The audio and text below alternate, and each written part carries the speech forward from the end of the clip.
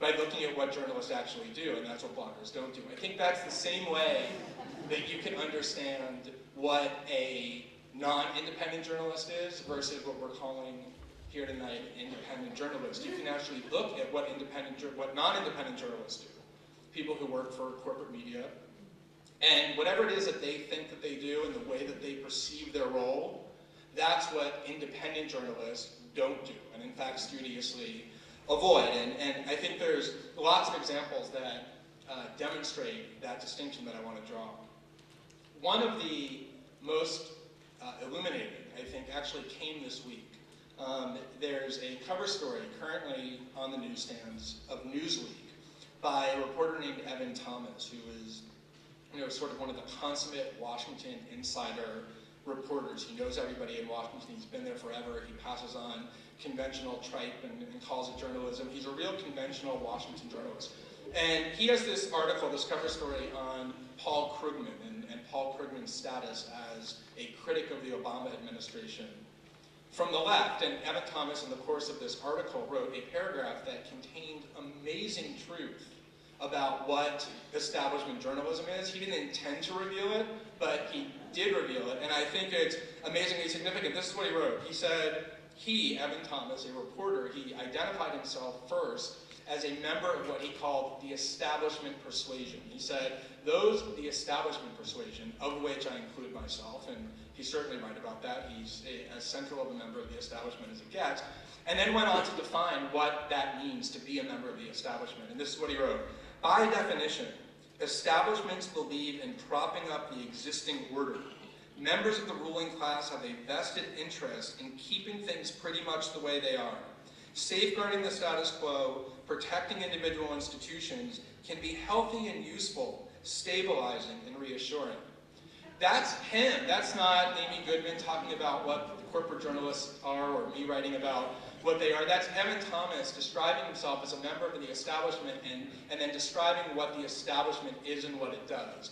And the reason I found that so significant is just imagine if you walked up to somebody who calls themselves a reporter and you were to say to them, so I don't really know much about your job. Tell me what function you serve. What is it that you do? And they would look at you and they say, oh, well, I'm a reporter. I'm a journalist. And what I do is I prop up the existing order. I pretty much am devoted to keeping things more or less as they are. I believe in defending traditional institutions and safeguarding institutional prerogatives. You would look at that person like they were insane. How can you call yourself a reporter and yet think about what it is that you do in that sense? That sort of seems like opposites, doesn't it? I mean, if you go and look at what Thomas Jefferson talked about in terms of why it was so important to safeguard the freedom of the press and why the founders did that in the First Amendment, they didn't say, well, we need institutions that are going to safeguard institutional prerogatives and defend the status quo and defend government power. They said the opposite. They said we need an entity and a faction and a group of people who are adversarial to those in power, and who are there to safeguard and check and undermine power, and that's our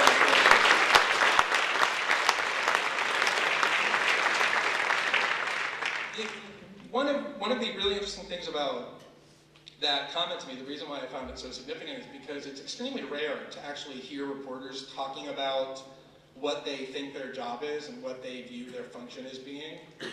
It's almost like one of the most secretive professions in the world. I mean, they purposely keep it amazingly opaque.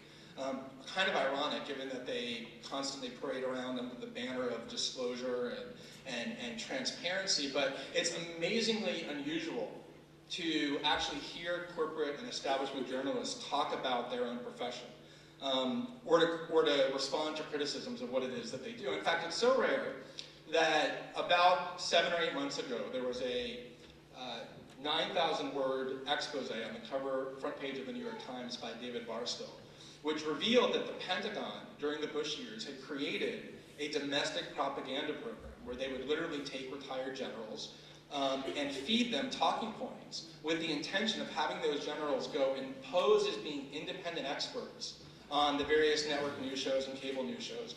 And instead of engaging in independent analysis, they would actually be there to spout Pentagon talking points, and the Pentagon would purposely give them little scoops and exclusives so that the networks had no choice but to turn to those pundits. It was an amazingly revealing expose. It was extraordinarily well documented. It was actually very good journalism that led to that exposure.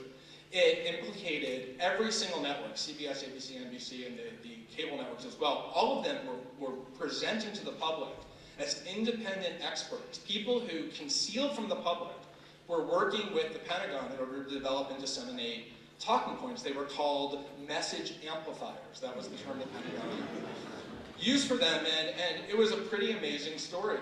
I mean, it wasn't amazing in the sense that that was happening. That was completely unamazing. What was amazing is how well documented it was, and the fact that the New York Times actually publicized it. It's very rare for media institutions to blow the whistle on one another. But this was a case where they did that.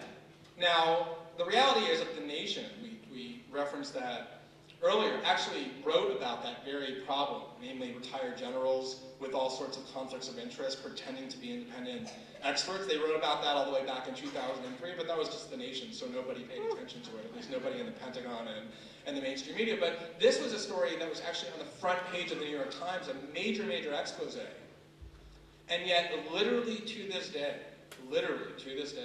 not a single one of those networks that had been implicated by this story, that had basically been exposed, is passing on talking points from the Pentagon to their viewers by deceiving their viewers into thinking they were hearing from independent analysts. Not a single one of them has ever responded to that story on the air or informed their viewers about the existence of this propaganda program that shaped and influenced what their coverage was in all sorts of ways. And I think that's pretty illustrative of how resistant corporate media are to ever discussing what it is that they do. Another example of that is that, I think it's pretty conventional wisdom, even among lots of people who don't necessarily view the media all that critically, that our major media institutions failed us profoundly in the run-up to the Iraq War.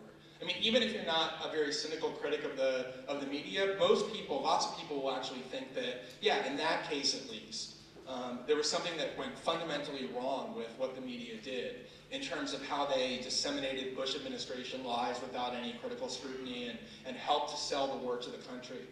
And yet, to this day, the only television program ever to remotely consider or examine the role that the media played in the run-up to the Iraq War and their participation in the dissemination of false Pentagon claims and Bush administration claims was the Bill Moyer Show, which did a documentary